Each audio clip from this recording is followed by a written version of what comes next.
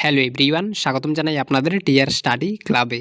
আমাদের রাজ্যের মাননীয় মুখ্যমন্ত্রী শ্রী মানিক সাহা মহোদয় কিছু গুরুত্বপূর্ণ আলোচনা করেছেন সকলের উদ্দেশ্যে। তো বিস্তারিত আপনারা দেখে নিন মাননীয় মুখ্যমন্ত্রী কী বলেছেন। ভিডিওটি শুরু করার আগে আপনাদের কাছে একটাই রিকোয়েস্ট, আপনারা যারা আমাদের এই চ্যানেলে নতুন এসেছেন অবশ্যই চ্যানেলটিকে সাবস্ক্রাইব করে পাশে থাকা বেল আইকনটিকে অলে করে রাখুন, যাতে ত্রিপুরার বিভিন্ন শিক্ষা সংক্রান্ত এবং জব সংক্রান্ত আপডেট আপনারা সবার প্রথমে আমাদের এই চ্যানেলে পেয়ে যেতে পারেন। যারা বিশিষ্ট ব্যক্তিবর্গ এখানে উপস্থিত আছেন এবং চেয়ারম্যান যারা পিএসইউর এখানে উপস্থিত এবং আইসিআই ডিপার্টমেন্টের যারা অফিসাররা উপস্থিত এবং মিডিয়া বন্ধুরা, সবাইকে আমি হার্দিক অভিনন্দন ও শুভেচ্ছা জানাচ্ছি। আজকে আমরা যে কারণে এখানে উপস্থিত হয়েছি সেটা আমরা প্রতি বছরই কিন্তু আমরা এই ধরনের কার্যক্রম সরকারি পর্যায়ে হয়, তাছাড়া বিভিন্ন পর্যায়ে বিভিন্ন ব্যক্তিরা এই দিনটি পালন করেন। আজকে ওনার 124 বছর জন্ম পার হয়ে আজকে 125তম জন্মশতবার্ষিকী আমরা পালন করছি। আমরা এই কারণে এই জন্মদিনটা পালন করি যে আজকের তারিখেও উনার যে চিন্তা ভাবনা, উনি যে আমাদের সামনে যে কথাগুলো বলেছেন আগামী দিন আমরা কিভাবে চলব, সেটা আজকের তারিখেও কিন্তু এটা প্রাসঙ্গিক। এবং শুধু বললাম আর সে বিষয়ে আলোচনা রাখলাম না, আর যারা এখানে আগামী দিনের যারা ভবিষ্যৎ তারাও জানলো না, যেমন আমরাও জানতাম না সত্যি বলতে কি, কারণ এরকম একজন ব্যক্তির বিষয়ে জানতে না দেওয়ার একটা কারণও ছিল, ইতিহাসের পাতায় তাকে আলাদা করে রাখা হয়েছিল।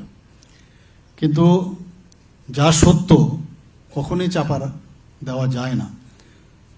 সময়ের তালে আজকে কিন্তু আমাদেরও জানতে হয়েছে ওনাকে নিয়ে, এবং আগামী দিনও ওনার যেসব কাজ মানুষের জন্য করে গেছেন, ওনার যে বিশাল যে অভিজ্ঞতা এবং দেশের জন্য যে মার্গদর্শন উনি রেখেছেন, সেটাকে প্রতি বছর প্রতি সময়ে আমাদের জানতে হবে, বুঝতে হবে। হয়তোবা যে বয়সে আমাদের আরো বেশি বোঝা উচিত ছিল সেই বয়সে আমরা সেটা জানি না। তার কারণ হচ্ছে সেই রকমভাবে এক তো পাঠ্যক্রমও নেই, সেইভাবে জানার জন্য যে ধরনের প্ল্যাটফর্ম দরকার সেই ব্যবস্থাও নেই। সমাজের পরিবর্তনের কথা আমরা বলি, সমাজের সেই ব্যবস্থাও ছিল না। যে ইতিহাস না জানার সেই ইতিহাস আমাদের মস্তিষ্কে ঢুকানো হয়েছে। বিদেশি যেসব ইতিহাস আছে সেগুলো আমাদের মস্তিষ্কের ভিতর ঢুকে ঢুকে ঢুকানো হয়েছে, আর যাদের জানানো উচিত তাদের সম্পর্কে আমাদের না জানানোর একটা ঘৃণ্য চক্রান্ত আমরা দেখছি। 2014-তে মাননীয় প্রধানমন্ত্রীজি যখন উনি দায়িত্বভার নেন, তারপর থেকে কিন্তু ভারতবর্ষের সমস্ত সমাজ ব্যবস্থার মধ্যে আমরা পরিবর্তন দেখতে পাচ্ছি। এবং আমরা দেখতে পাচ্ছি যেসব ব্যক্তি, যেসব লিজেন্ড ব্যক্তি আমাদের দেশের জন্য, যে আমাদের আগামী প্রজন্মের জন্য, আমাদের দেশের উন্নতির জন্য যে কথাগুলো বলে গেছেন, সেগুলো নতুনভাবে আমাদের সামনে রাখছেন। কিন্তু সেগুলো কিন্তু পুরনো ভিত্তি ছিল, এবং এতে করে আমাদের দেশ যদি সমৃদ্ধির পথে হাঁটে তাহলে অনেকের জন্য অসুবিধার কারণ হতে পারে। সেই কারণে এগুলো জানতে দেওয়া হয়নি, কিন্তু এখন সেই জায়গায় নেই। এখন মানুষ বুঝতে পারছে কোনটা সত্য কোনটা মিথ্যা। আজকের ওনার যে জন্ম জয়ন্তী আজকে আমরা সরকারি পর্যায়ে আমরা করছি, তারই মেইন উদ্দেশ্য হচ্ছে যে যারা এখানে ছোট ছোট ছেলে মেয়েরা আছেন তাদেরকে এই বিষয়ে আরো বেশি করে বুঝানো, বলা, এবং উনার যে কর্মকাণ্ড তার সম্পর্কে তাদের আপডেট যে নলেজ সেটা জানানো। আমাদের যে মাননীয় প্রধানমন্ত্রীজি এখন যে কথাটা বলছেন সেটা কিন্তু ডক্টর শ্যামাপ্রসাদ মুখার্জি আগেই বলেছিলেন। কি বলেছিলেন? যে আমাদের সোশিয়াল রিফর্মস করতে হবে, সোসাইটির মধ্যে যেভাবে আগে চলছিল দেশ স্বাধীন হওয়ার পরে, সেইভাবে কিন্তু দেশ চলতে পারে না। আমাদের যে অর্থনীতি, সেই অর্থনীতির যে বুনিয়াদ, আমাদের যে সামাজিক অবস্থান, তার একটা রূপরেখা কিন্তু কিচ্ছু ছিল না। মিশ্র একটা ধারণা নিয়ে আমাদের দেশ চলছিল। আমাদের যে প্রধানমন্ত্রী ছিলেন জওহরলাল নেহেরু, উনি বুঝতে পারছিলেন না যে কিভাবে দেশকে চালাতে হবে। একটা মিশ্র একটা আইডিয়া নিয়ে, কিছুটা বাইরের, কিছুটা আমাদের দেশীয়, এরকম মিশ্র একটা চিন্তা ভাবনা নিয়ে, তো সেটা চলতে পারে না এইভাবে। একটা দেশের উন্নতির পথে সেভাবে চলতে পারে না। সেই বিষয়ে আমাদের পণ্ডিত দীনদয়ালজি ওনার একাত্ম মানববাদে পরিষ্কার বলেছে যে আমাদের ভারতীয় তথ্য, যেটা ভারতীয়র আগে কিন্তু ভারতীয়ের মধ্যে কিভাবে আমাদের দেশ চলতে হবে, আমাদের যে ইতিহাস, সেইগুলোর দিয়েই আমাদের আগে চলতে হবে। এবং প্রকৃতির মধ্যে সব রহস্য আমাদের রয়েছে। এবং উনি এটাও বলেছেন যে একজন আরেকজনকে ছাড়া আমাদের কোনোদিন চলা যাবে না। এটা উদাহরণস্বরূপ উনি বলেছিলেন, পণ্ডিত দীনদয়ালজি, যে গাছ যেমন জন্তু বা পশুদের বা মানুষদের ছাড়া চলতে পারবে না, আবার পাশাপাশি প্রাণী জগতেও কিন্তু যারা জীব আছেন, উদ্ভিদ আছেন, তাদের বিনা আমরা চলতে পারবো না। কারণ ওনারা অক্সিজেন দেয় আর আমরা কার্বন ডাই অক্সাইড দিই। এটা উদাহরণ, প্রকৃতির মধ্যেই রহস্য রয়েছে। এর জন্যই আজকের তারিখে মাননীয় প্রধানমন্ত্রী জি বলছেন সবকা সাথ, সবকা বিকাশ, বিশ্বাস আর প্রয়াস। আর আগে আমরা যেসব সোশিয়ালিজমের কথাই বলি, ক্যাপিটালিজমের কথা বলি বা অ্যানার্কিজমের কথা, যদি সব ইজম, এইভাবে কোনো অবস্থায় সামনে এগোনো যায় না। কারণ এতে করে একটা ডিভাইড অ্যান্ড রুলের একটা ব্যবস্থা আসে। শ্রমিকদের আলাদা, মালিকরা আলাদা, আবার সার্ভাইভাল অফ দ্য ফিটেস্ট এই কথা যদি আসে, ডারউইনের যে মতবাদ, সেখানে দেখা যায় কোনো গণতন্ত্র থাকে না। তো সেখানেও ক্যাপিটালিস্ট একদিক দিয়ে, আবার একদিকে গরিব। তো এইভাবে কোনো অবস্থায় কোনো দেশ চলতে পারে না। তখনই ইন্টিগ্রাল হিউম্যানিজমের কথা আসে, যে আমাদের সবাইকে নিয়ে চলতে হবে, কেউ আলাদা না। তো এইগুলো, এই ধরনের মহা ঋষি, মানুষ আমাদের ভারতবর্ষে জন্মগ্রহণ করেছে। এবং যখন যখন ওনাদের জন্মদিন হয় বা ওনাদের যে বলিদান দিবসই বলি বা ওনাদের প্রয়াণ দিবস আমরা যখন পালন করি, আমাদের দেশের মধ্যেই কিন্তু ওনারা ছিলেন, আমাদের মার্গদর্শন কিন্তু ওনারা করে গেছেন। তো সেখানেই আজকে মাননীয় প্রধানমন্ত্রীজি যখন প্রধানমন্ত্রীর দায়িত্ব নেন, তখনই ডক্টর শ্যামাপ্রসাদ মুখার্জি বলেছেন যে আমরা সেলফ রিলায়েন্স হতে হবে। আমাদের অর্থনৈতিক যে ব্যবস্থা, আমাদের নিজেরাই নিজেদের প্রচেষ্টায় আমরা অন্যের উপর যাতে আমরা ভরসা করে না থাকতে হয়, সেই বিষয়টা আমাদের দেখতে হবে। সেই বিষয়ে মাননীয় প্রধানমন্ত্রীজি এখন জোর দিয়েছেন। বিভিন্ন সোশিয়াল রিফর্ম একটার পর একটা করে যাচ্ছেন।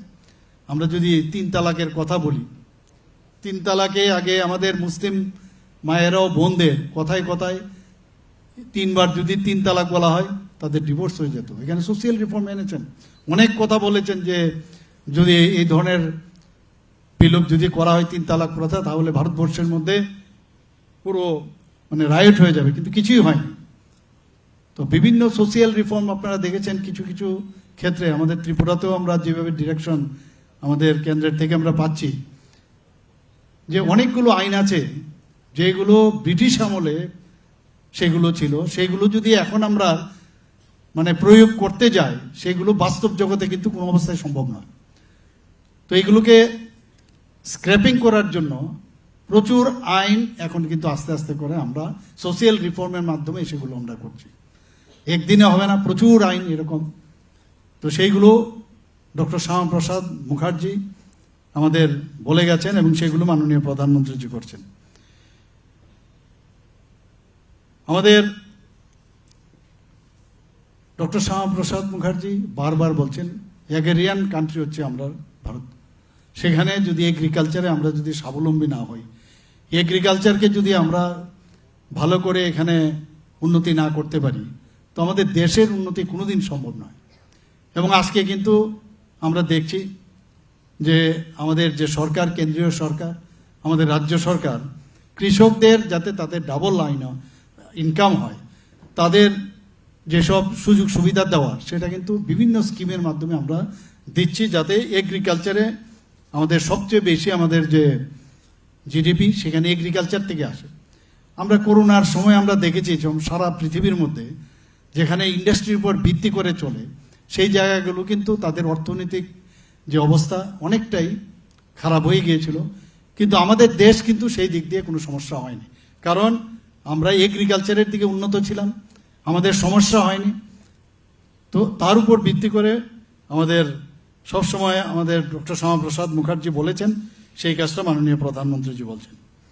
আবার উনি এটাও বলছিলেন যে মার্জিনালাইজড আপলিফমেন্ট, যারা প্রান্তিক ব্যক্তি তাদেরকে উন্নতি যদি না করি, তাদের যদি উন্নয়ন, আর্থিক সামাজিক উন্নয়ন যদি না হয়, তাহলে কোনো অবস্থায় দেশ উন্নতি হবে না, রাজ্য উন্নয়ন হবে না। আজকে কিন্তু আমরা সেই কাজটা আমরা করছি। আপনারা জানেন যে আমাদের রাজ্যে প্রতি ঘরে সুশাসন, আমরা এই নিয়ে দুবার আমরা করেছি। সেখানে কেন্দ্রীয় সরকারের যে স্কিমগুলো আছে এবং রাজ্য সরকারের যে স্কিমগুলো আমাদের সরকারের মাধ্যমে, এবং যারা বিভিন্ন যেসব আমাদের জনপ্রতিনিধিরা আছেন, সমস্ত মানুষকে নিয়ে আমরা বিভিন্ন জায়গায় মেলা, অ্যাওয়ারনেস করে প্রতিটা ঘরে ঘরে সুশাসনের যে বিষয়, অর্থাৎ যে বেনিফিশিয়ারি স্কিমগুলো মানুষের ঘরে ঘরে যাতে দেওয়া যায়, সেই ব্যবস্থা আমরা করেছি। মাননীয় প্রধানমন্ত্রী যে কাজটা করেছেন, যেটা ডক্টর শ্যামাপ্রসাদ মুখার্জি আমাদের সেই কথাটা বলেছেন, যে আমাদের যে ট্রেডিশন, সেই ট্রেডিশনের মাধ্যমে আমরা একজন আরেকজনের সাথে আমরা যুক্ত থাকতে পারব, এবং যতক্ষণ ধরে আমাদের যে পরম্পরা, আমাদের যে সংস্কৃতি, আমরা জানি আমাদের ত্রিপুরাতে 19টা জাতিগোষ্ঠী আছে। আগে এই বিষয়ে কিন্তু সেইভাবে জোর দেওয়া হতো না। আমরা কিন্তু ত্রিপুরা সরকার 2018 পরে আসার পরে আমরা কিন্তু প্রতিটি জাতিগোষ্ঠীর যাতে উন্নয়ন হয় এবং সরকারি পৃষ্ঠপোষকতায় আমরা ওনাদের যেসব হারিয়ে যাওয়া যে সংস্কৃতিগুলো আছে সেগুলোকে পুনরুদ্ধার করার আমরা চেষ্টা করছি। এবং সেই কথাটাই ডক্টর শ্যামাপ্রসাদ মুখার্জি সেই কথাটি বলে গেছেন বারবার, যে আমাদের সেটা করতে হবে। উনি এটাও বলেছেন, ইন্ডাস্ট্রিয়ালাইজেশনের উপরে উনি জোর দিয়েছেন। আমরা এটা দেখতে পাচ্ছি আজকে ভারতবর্ষের যে ইন্ডাস্ট্রি কোন জায়গায় গেছে। এগুলো আগেই কিন্তু আমাদের কাছে সব বলা হয়েছে, কিন্তু সেগুলো এত দীর্ঘ সময়ে ইমপ্লিমেন্টেশন কেউ করেনি। কারণ যদি ইমপ্লিমেন্টেশন হয় তো ডক্টর শ্যামাপ্রসাদ মুখার্জি সম্পর্কে বলতে হবে, তো যাতে উনাকে বলতে না হয় এবং প্রপার যে মার্গদর্শন নিয়ে চলা, সেটা না থাকাতেই ভারতবর্ষে কিন্তু অন্যান্য দেশের থেকে অনেকটা পিছনে চলে গেছে। আজকে যেটা অর্থনৈতিক দিক দিয়ে যদি আমরা বলি, 11 নম্বরে আমরা ছিলাম, সেই জায়গায় এখন 4র্থ স্থানে আমরা চলে এসেছি সারা পৃথিবীর মধ্যে। আমি জানি না আগামী দিন যেভাবে ডেভেলপমেন্ট হচ্ছে, যেভাবে আমাদের অর্থনৈতিক উন্নয়ন হচ্ছে, মাননীয় প্রধানমন্ত্রীজি 2022-এ উনি যখন বললেন যে অমৃতকাল, আমাদের বিকশিত ভারতের যে স্বপ্ন উনি দেখিয়েছেন 2047-এ, সেটা যেভাবে অগ্রগতি হচ্ছে, এক জাম্পে 11তম পজিশন থেকে 5ম স্থানে চলে এসেছেন, আজকে 4র্থ স্থানে চলে এসছে। এবং দেখতে দেখতে আপনারা দেখবেন যে ভারতবর্ষে কোন জায়গায় চলে গেছে। আমরা G20 সময় আপনারা দেখেছি যে বিশ্বগুরুর যে কথা এখন বলা হচ্ছে, যে আবার ভারত বিশ্বগুরুর স্থান নেবে। G20-তে আমরা নিজেরাও দেখেছি। এখানে প্রধানমন্ত্রীর যখন এবার প্রেসিডেন্সি ওনাকে দেওয়া হয়েছিল, সেখানে দিল্লিতে শুধু না, সারা ভারতবর্ষের মধ্যে বিভিন্ন যে ডিপার্টমেন্টগুলো ছিল, আমাদের ত্রিপুরাতেও আমাদের G20-র একটা ভাগ আমাদের দেওয়া হয়েছিল সায়েন্সের উপরে। তো সেখানেও আমরা দেখতে পাচ্ছি সারা ভারতবর্ষকে যেভাবে মানুষ এখন দেখতে পাচ্ছে রাষ্ট্রনেতারা, সেটা কিন্তু আগে আমরা দেখতে পারি। আমরা দেখেছি এরকম মানে একজন লিডার আমাদের দেশে জন্মগ্রহণ করেছেন, এবং ওনার পরিবার সম্পর্কেও এখানে আমার বিস্তারিত আলোচনা এখানে রেখেছেন। শুধু তাই নয়, উনি যারা আজকে যে ওনার বিষয়ে যদি আমরা কথা বলি, আজকে ভারত ভাগের যদি কথা উঠে, এখানে আমার পূর্ববর্তী বক্তারা বলেছেন, উনি বারবার ভারত ভাগের বিরুদ্ধে কিন্তু কথা বলেছেন। উনি চাইতেন না যে ভারত ভাগ হোক। কিন্তু যখন এই পশ্চিমবাংলা এবং নোয়াখালী, কলকাতায় যে ক্যালকাটা একটা রায়ট, আপনারা সবাই জানেন যে বিগ রায়ট একটা হয়েছিল, সেখানে কিভাবে যে অগ্নিসংযোগ, খুন, ধর্ষণ, মানে এইরকম একটা রায়ট নোয়াখালী এবং ক্যালকাটা যে ঘটনা হলো, তারপর থেকে উনি চিন্তা করলেন যে না, যদি দেশ ভাগ হয় তো এর আগে বাংলাকে আগে ভাগ করতে হবে। কারণ বাঙালি হিন্দুদের এমন এক অবস্থা হয়েছিল, একটা চক্রান্ত হয়েছিল তৎকালীন সময়ে, যে প্রভিন্স যে ছিল বেঙ্গল প্রভিন্স, সেই প্রভিন্সের যিনি প্রধানমন্ত্রী ছিলেন এবং আমাদের যে জিন্না সাহেব আসলেন, তারা মিলে একটা চিন্তা করলো যে যদি যে বেঙ্গল যদি একটা প্রভিন্স তৈরি হয়, তাহলে সংখ্যাগুরু হিসাবে সেখানে মুসলিমরা থাকবে। তাহলে ওনাদের যে চিন্তা ভাবনা যে মুসলিম লীগের, সেই মুসলিম লীগের চিন্তাধারা আগামী দিন যদি এটা একটা আলাদা রাষ্ট্র হয়, তাহলে পরবর্তী সময় এটা পাকিস্তানে যোগ হয়ে যাবে। সেই ভাবনা যখন উনি আসলেন, যে এবং যেভাবে রায়ট করলো, যেভাবে হিংস্রতার সাথে ক্যালকাটা রায়ট হয়েছে, নোয়াখালীর রায়ট হয়েছে, তখন উনি বললেন যে আগে বাংলা ভাগ করতে হবে, হিন্দু বাঙালিদের এটা আলাদা রাজ্য রাখতে হবে। তখন কিন্তু আজকে পশ্চিমবাংলায় যে আজকে যে পশ্চিমবাংলার যে আমি বলবো স্থপতি এবং ফাদার অফ বেঙ্গল, সেটা হচ্ছে ডক্টর শ্যামাপ্রসাদ মুখার্জি। এবং ওনার কারণে কিন্তু আজকে পশ্চিমবাংলার হিন্দুরা কিন্তু এখানে আজকে থাকতে পারছে। এবং আদারওয়াইজ কি হতো, যে যদি যে চক্রান্ত ওরা করেছিল, যদি আলাদা করে প্রভিন্স হতো, তো যেহেতু এখানে যে সংখ্যাগুরু ছিল মুসলিমরা, সেটাকে পরবর্তী সময়ে আমরা কিন্তু হিন্দু বাঙালিদের আর খুঁজে পেতাম না, একদম নিশ্চিত। কারণ তার প্রমাণ হচ্ছে, আমরা যদি কাশ্মীরের ঘটনা আমরা দেখি, সেখানে যারা হিন্দু পণ্ডিতরা ছিলেন তাদের অবস্থা আমাদের সবার জানা। সেই জায়গায় ওনার কারণে আজকে যে হিন্দুদের যেভাবে উনি বাঁচিয়েছেন একটা স্থান, যে পশ্চিম বাংলা হিসাবে পরবর্তী সময়ে কোচবিহারের একটা অংশ যোগ হয়েছে, বিহারেরও একটা অংশ পশ্চিমবাংলাতে যোগ হয়েছে।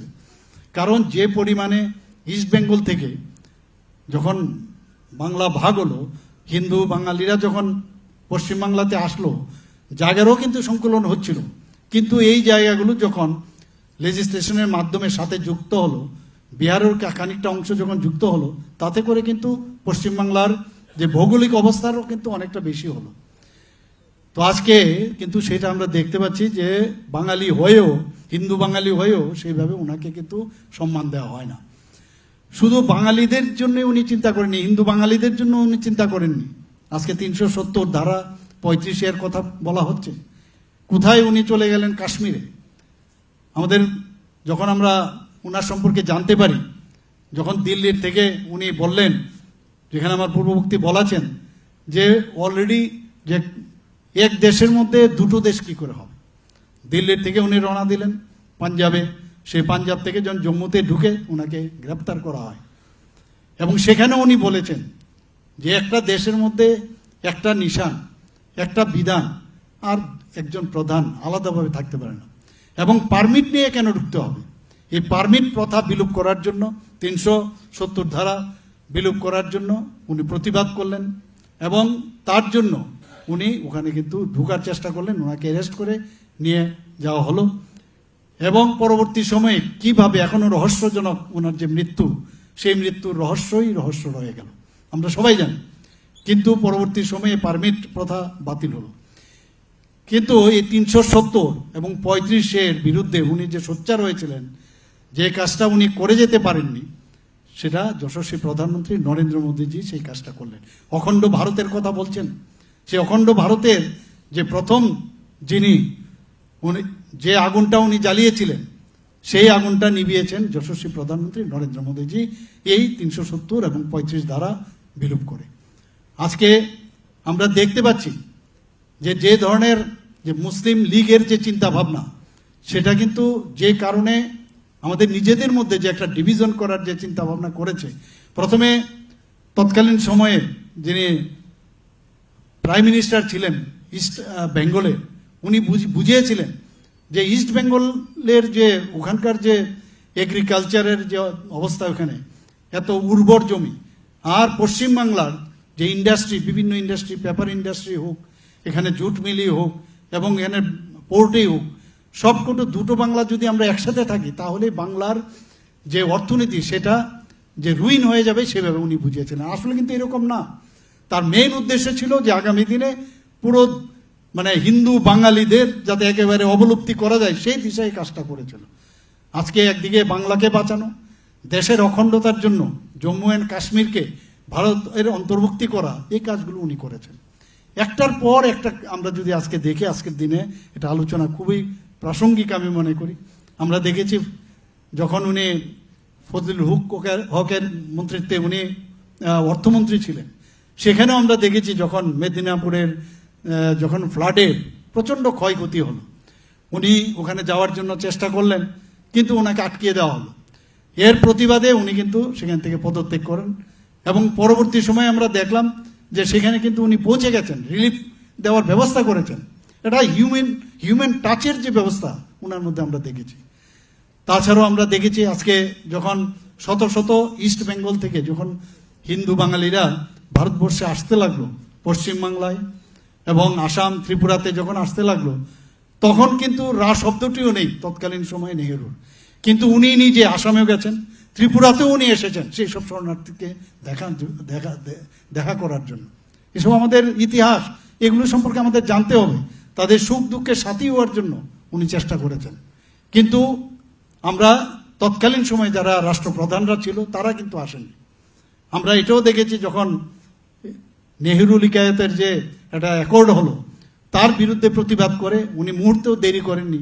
উনি ওনার মন্ত্রিসভাতে ছিলেন, সেখানে উনি ইমিডিয়েটলি উনি রেজিগনেশন দিয়ে উনি ওখান থেকে বেরিয়ে এসছেন। তারপরে 1951 সনে নতুন করে জনসংঘের প্রতিষ্ঠিত করেন এবং সেই জনসংঘের যে প্রতিষ্ঠিত করার পরে 1980 সনে আমাদের যিনি পূর্বতম যিনি প্রধানমন্ত্রী ছিলেন অটল বিহারী বাজপেয়ীজি, ওনার সময়ে আজকে ভারতীয় জনতা পার্টির যে স্থাপন সেখানে হয় এবং আজকে ভারতীয় জনতা পার্টির নেতৃত্বাধীন সরকার সারা ভারতবর্ষের মধ্যে যে 28টা রাজ্য আছে, এর মধ্যে 20টার উপরে আজকে আমাদের ভারতীয় জনতা পার্টির সরকারের সেখানে চলছে। এবং যেভাবে আজকে দেশ সামনের দিকে এগিয়ে যাচ্ছে, যেভাবে এখানে সিন্দুর, অপারেশন সিন্দুরের ঘটনা এখানে বলেছেন, এবং প্রতিটা কথাই যখনই কথা হয় উনাকে ছাড়া কোনো কথা হবে না। উনি কি বলেছেন যে প্রথমে প্রতিবাদ করো, বারবার ভারত কখনো কাউকে আক্রমণ করে না, কোনো যে ধর্মের প্রতি কোনো অবিশ্বাস নেই, কিন্তু এইভাবে যখন বারবার করছে প্রথমে প্রতিবাদ করো, প্রতিরোধ করো, আর নতুবা প্রতিশোধ নাও, অপারেশন সিন্দুর সেই কাজটা দেখিয়েছেন। মাত্র 25 থেকে 26 মিনিটে যারা টেররিস্ট পাকিস্তানের বিরুদ্ধে যুদ্ধ করেননি, উনি কি করেছেন, যেসব টেররিস্টরা ছিল তাদের যে আতুর ঘরগুলো, সেই ঘরগুলো ধ্বংস করে দিয়েছেন উইদিন 25 to 26 মিনিটস। এবং প্রেসিশনের যে অ্যাটাক যাকে বলে, এর আগেও করেছেন, যে সার্জিক্যাল অ্যাটাকে হোক বা এয়ার স্ট্রাইকে হোক, উনি দেখিয়েছেন যে বারবার, কিন্তু তার একটা মানে সহ্যর একটা সীমা আছে। এবং সেই কথাগুলো কিন্তু আপনি দেখুন, যেটা উনি করেছেন তারও বেশ ছিল আমাদের ভারত কেশরী ডক্টর শ্যামাপ্রসাদ মুখার্জি। ওনার কথার উপর ভিত্তি করে কিন্তু এখনো সব কাজ করছেন। তো সমস্ত জায়গায় আজকে আমরা দেখছি প্রতিটা ক্ষেত্রে এই ধরনের একটা বিশিষ্ট শিক্ষাবিদ ছিলেন। স্যার আশুতোষ মুখোপাধ্যায়ের উনি সন্তান ছিলেন, সুপুত্র ছিলেন, যেরকম ফ্যামিলির থেকে এসেছেন এইভাবেই। মানে আজকে আমরা ওনার সম্পর্কে যে জায়গায় দেখি, ক্যালকাটা ইউনিভার্সিটিতে মাত্র 33 বছর বয়সে উনি ক্যালকাটা ইউনিভার্সিটির একজন ভাইস চ্যান্সেলর হন। ইতিহাসে এরকম দেখা যায়নি। এবং সেখানে উনি যখন, আমি আজকেও একটা জায়গায় আমি যখন এই বিষয়ে কথা বলছিলাম, যে ডক্টর শ্যামাপ্রসাদ মুখার্জি সেখানে রবীন্দ্রনাথ ঠাকুরকে উনি ইনভাইট করেছিলেন ওখানে মানে সমাবর্তন অনুষ্ঠানে। এবং সেখানে বাংলাতে তৎকালীন সময় ইংরেজদের সময় সেখানে বাংলার কোনো বিষয় ছিল না। সেখানে উনাকে রবীন্দ্রনাথ ঠাকুরকে আনার পর উনি বাংলাতে কিনেও ওখানে বক্তব্য রেখেছিলেন। এবং ওনার সময়ে ইউনিভার্সিটিতে দেখা গেল যে যে বার্নিকুলার, ইন্ডিয়ান যে বার্নিকুলার, সেইগুলো যাতে আরও বেশি করে স্থাপন করা যায় তার জন্য সেখানে কোর্স স্থাপন করেন এবং সেই বিষয়ে সর্বোচ্চ যে ডিগ্রি সেটা যেন প্রাপ্য হয় সেই কাজগুলো উনি করেছেন। উনি যখন মানে যে বিষয়ে আমি বলছিলাম, যখন যে জায়গায় থাকেন, উনি যখন শিল্পমন্ত্রী হন নেহরুর মন্ত্রিসভায়, তখনও আমরা দেখেছি যে প্রথম উনি শিল্প উন্নয়ন নিগম উনি তৈরি করেন। শুধু তাই নয়, প্রথম যে শিল্পনীতি, আমরা শিল্পনীতি নিয়ে আমরা অনেক কথা বলি, সব কিছু দেখুন তৎকালীন সময়ে বলা হয়েছে, ওনার সময় শিল্পনীতি উনি তৈরি করেন। চিত্তরঞ্জন লোকোমোটিভ ওনার সময় হয়েছে, সিন্দিসার কারখানা সেটা ওনার সময় হয়েছে, দুর্গাপুরে প্রথম আইআইটি উনি স্থাপন করেন, আইআইএম স্থাপন করেন। তো একের পর এক বসে থাকার ব্যক্তি নয়। তো আমরা এই ধরনের ব্যক্তি যারা আমাদের অনেক কিছু দিয়েছে আমাদের দেশকে, ওনাদের সম্পর্কে বারবার জানা এবং ওনাদের যে যে পথ, আমাদের পথপ্রদর্শক, ওনারা আমাদের যেভাবে অনেক কিছু বলে গেছেন সেগুলো নিশ্চয়ই আমরা আগামী দিনে সেগুলো আমরা প্রয়োগ করব। এখানে আজকে আমি অত্যন্ত খুশি যে আমরা কিছু আজকে ওনার এই যে 125তম যে জন্মদিন আমরা পালন করছি, সে উপলক্ষে আমাদের কিছু এখানে ত্রিপুরা সরকারের যে আইসিএর উদ্যোগে এবং এডুকেশন ডিপার্টমেন্টের কিছু পরিকল্পনা আমাদের আছে। যে ডক্টর শ্যামাপ্রসাদ মুখার্জির নামে শিক্ষা দপ্তরের উদ্যোগে যারা বিশেষ বিশেষ কাজ করেছেন, তাদের যেসব সুযোগ্য ব্যক্তি, তাদের ওনার নামে শিক্ষক দিবসে পুরস্কার দেওয়া হবে। আমরা আগামী বছর ওনার 125তম জন্ম জয়ন্তী পূর্তি উপলক্ষে আইসিএ ডিপার্টমেন্ট থেকে যারা সামাজিক, রাজনৈতিক এবং দেশ সেবা এবং প্রশাসনিক কাজে যদি বিশেষ অবদান থাকে, তো ডক্টর শ্যামাপ্রসাদ মুখার্জির নামে একটা excellence award, doctor Shyama Prasad Mukherjee excellence award চালু করার আমরা পরিকল্পনা করেছি। আজকে আরেকটা বিষয় আমি এখানে ঘোষণা করতে যাই। আজকেও আমাদের রাজ্যসভার সদস্য রাজীব বাবু উনি বলেছেন, আহ্বান করেছিলেন, আজকে কয়েকদিন ধরে আমরা এই বিষয়টি আলোচনা করছিলাম। তো আজকে আমি এখানে বলতে চাই যে ওনাকে যথার্থভাবে ওনাকে সম্মান দেওয়ার জন্য টাউন হল প্রাঙ্গণে ওনার প্রতিকৃতিতে একটা স্থাপন আমরা করব সেখানে। শুধু তাই নয়, ওনাকে শ্রদ্ধা নিবেদনের জন্য এবং ওনাকে শ্রদ্ধা নিবেদন করে আজকের দিনে এই যে টাউন হল ওনার নামে সেটা উৎসর্গ আমরা করব, সেই ঘোষণা আমি দিচ্ছি। সবাইকে অসংখ্য ধন্যবাদ দিয়ে আমি আমার বক্তব্য শেষ করছি। নমস্কার, জয় হিন্দ।